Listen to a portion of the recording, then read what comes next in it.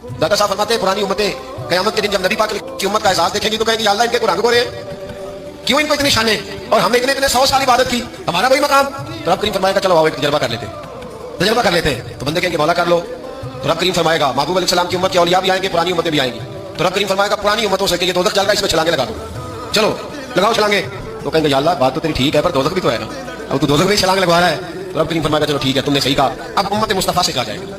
और उम्मत दादा साहब कहते हैं उम्मत मुस्तफा से भी उम्मत के औलिया से, यानी दादा अली अजमेरी से, यानी गौसे पाक जिलानी से, यानी ख्वाजा अजमेर से, यानी हजरत हिंदुल वली से, यानी हजरत बाउल हक नक्शबंद बुखारी से औलिया से कहा जाएगा। रब करीम फरमाएगा मुझसे प्यार करते हो या अल्लाह करते हैं? फरमाया चलो मेरी खातिर दोज़ख में छलांगे लगा दो, आग जल रही है लगाओ छलांगे। जब वो लोग छलांग लगा के अंदर जाएंगे ना, तो जिस तरह हजरत इब्राहिम गए तो आग में थे पर अंदर गए थे तो गुलजार बनी हुई थी। जब अंदर जाएंगे तो गुलजार होगी, ठंडी होगी, जन्नत हो, नजर कुछ आ रहा, अंदर गए तो कुछ। अब रब करीम उनसे पूछेगा बताओ इनका दर्जा बनता है कि नहीं बनता? इसका मतलब है बेहतरीन रिजल्ट उसे मिलता है जो रब करीम की रज़ा पे राजी हो जाता है।